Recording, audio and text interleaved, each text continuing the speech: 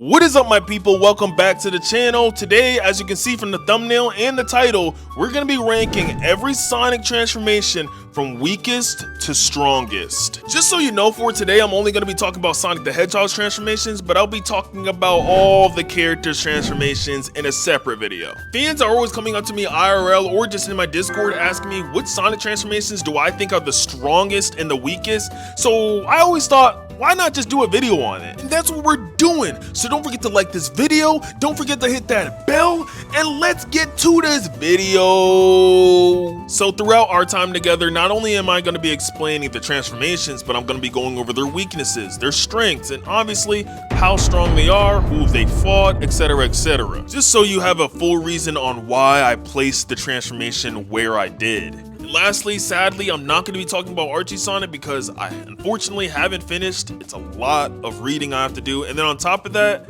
we're just going to be talking about the games and the TV shows. Starting off with the weakest transformation, we have Werehog Sonic. So if you didn't know, Werehog Sonic is basically from Dark Gaia. Dark Gaia was released by Eggman. And if you didn't know, Eggman used Dark Gaia's malice, or should I say power, to take Sonic out of his super form. Dark Gaia's power is so evil, so negative, it's kind of a direct weakness for the Super Emerald's positive innate power. And Eggman, as smart as he is, harnessed this power to, of course, counter Super Sonic, and it mutated Sonic into the Werehog Sonic we know of today. Now, just because I have Werehog Sonic as the weakest doesn't mean the transformation sucks. Anyways, Werehog Sonic has basically fought against all of Dark Gaia's minions. These minions are energy fragments of Gaia. Same goes for the bosses too. They are also Dark Gaia's minions like Dark Eel. Dark Eel was beaten by Sonic just throwing ice at him and then beating him down to a pulp. I would say that Werehog Sonic, when he's in this form, is definitely up there with Knuckles when it comes to brute strength and raw strength. Not only is he straight up punching these minions of Gaia's, but he's actually hurling them up and slamming them on the ground, picking them up and everything. He's able to stretch out his hands super far like he's Plastic Man or something. Like when he was fighting Dark Gaia Phoenix, he was just picking him up and hurling him, just showing how strong he is. Now, to put this in perspective,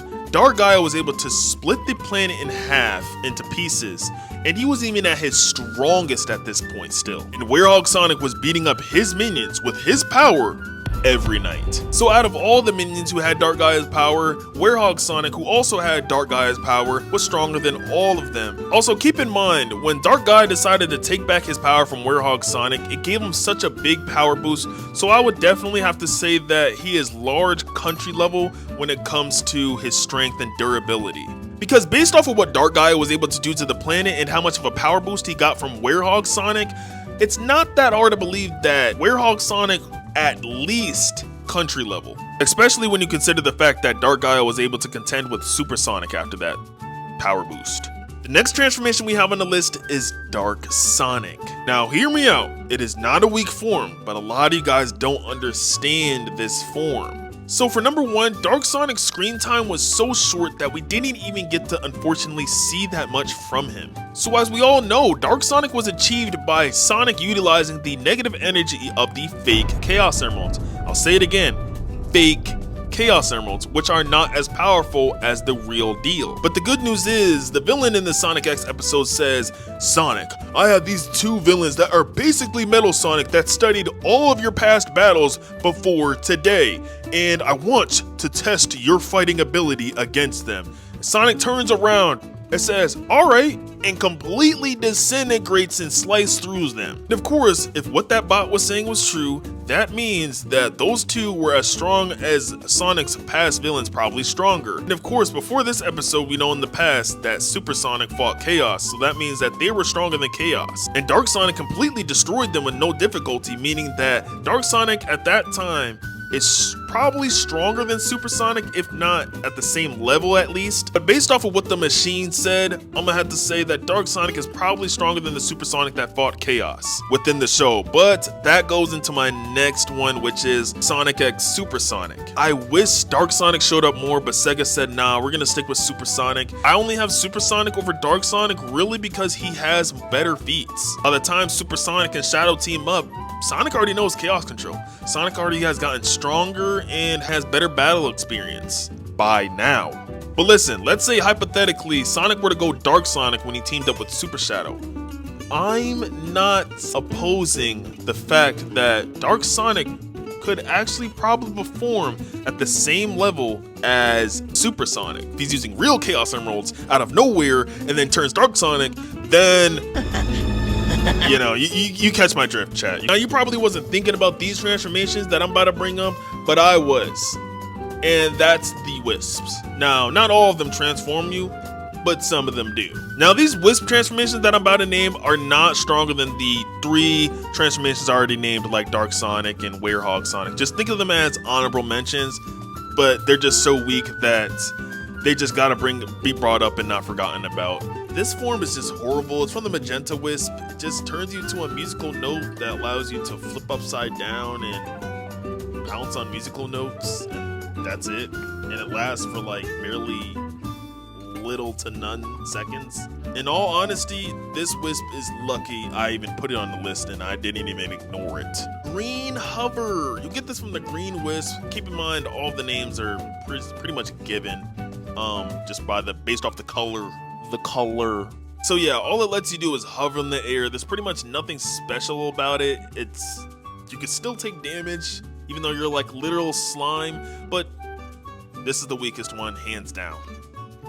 Now, the Eagle from the Crimson Wisp is not that good either. It gives you the same levitation power as the last one, but the only good thing is it lasts longer. I think it lasts longer, and then it also gives you more control over the air and you move faster. So next we have the Blue Cube. It turns everything and everyone around you into a blue cube. This comes from the Blue Wisp, and it doesn't do much but turn your villains into a popsicle. Suspended in the box, and they can't move. Doesn't destroy them or anything, and you can't move while you're in the box either. And to make it worse, it has a time limit. That sucks. The good news is you can just de-transform and then transform again instantly. It's just the problem is that it does have a time limit, so the boxes don't last forever. But I would love to have this transformation while moving out of the house, put everything in a box instantly. Next. The Black Wisp next gives you a power of a bomb. And yeah, you can roll over people just like the other Wisp. The only problem is it does do an explosion, but the explosion does not equate to the size of the bomb. Like, the explosion is just sucks. There's things like the Gray Wisp that are just better than it. The Purple Wisp, which basically gives you the power of Frenzy. The only downside is that the time limit is very, very short. Like, you would literally have to replenish on another Wisp in literally like 5 seconds. But again, the form is really strong. It's just if you keep replenishing yourself and everything, you'll keep getting bigger and bigger and bigger. I don't even know the limit of it. You'll basically become unstoppable, but again, it has the shortest time limit ever, and you have to keep replenishing and stuff like that, so I don't know about it, man. Now, this is better than the last one, which was Frenzy, because not only does it destroy everything in its path, but it's really fast, and it sticks onto like metal objects and like walls and everything like that. So it's just Frenzy, but a million times better in my opinion. It's basically indestructible, and it moves really fast to make up for the time limit the Wisp powers have. And of course, you can jump around, spin dash, and move. Rocket, which comes from the Orange Wisp, is pretty much explanatory. It just goes up in the air. The biggest downside of it, of course, is that all it does is just shoot you up in the air, and it lasts for like 5 seconds, and then that's it. The Ivory Yellow Wisp is also a fan favorite. It gives you the ability to turn into lightning, double jump in the air. You can generate threads of electricity and charge up electricity recoil things that can like destroy enemies too as well. But it's not better than the Burst. Next we have Burst. Burst is one of the best Wisp abilities ever. Obviously it's coming from the Fire Red Wisp. In this form, you're basically a living hot fireball, and you can perform mid-air jumps while also doing chargeable fire explosions. This Wisp is easily better than the Spike and Berserker Wisp I already named, just simply because you can float in the air, it lasts longer, and it explodes and does everything they can do. Just better. And on top of that, you're made out of flames. So compared to the others, it's not the best. On to the next, here's the Gray Wisp. It gives you the power of Quake. You can roll on walls as a metal ball, and then you can also put huge craters into the ground, which is really good. The only thing that sucks is that you can scale up walls, but you can't fly with it and then also do destructive damage in the air with it. So Now this next one is pretty broken. It's the Jade Wisp, and it gives you the power of levitation, and ghost-like powers.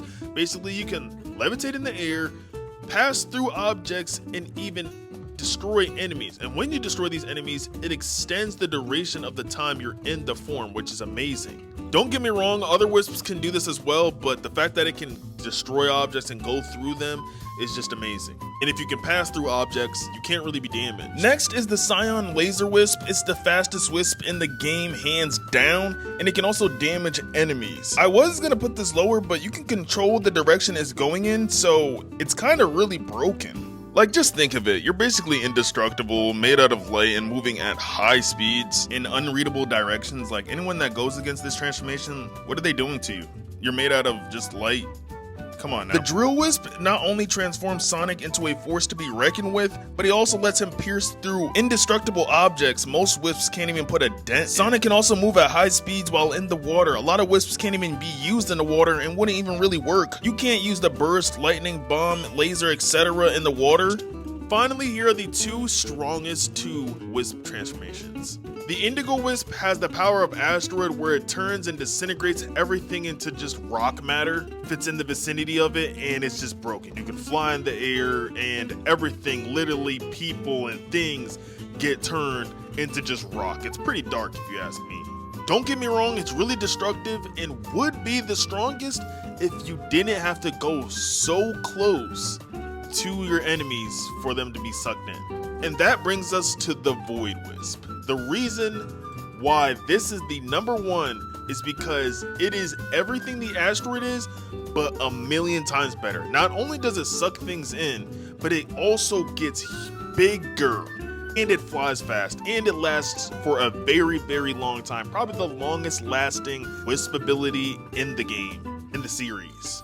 It's described as a black hole, and as you can see, it's just a monster of a transformation. It's just broken. Now let's get back to the quote-unquote actual Sonic transformations.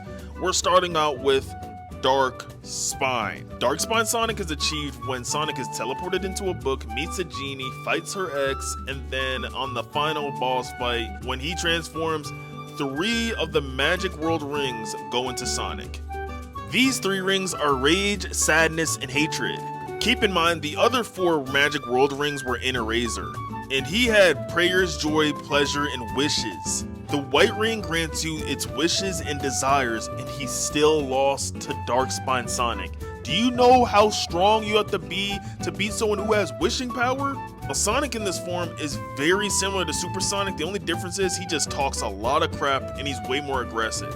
Most likely probably because the red ring of rage that's inside of him.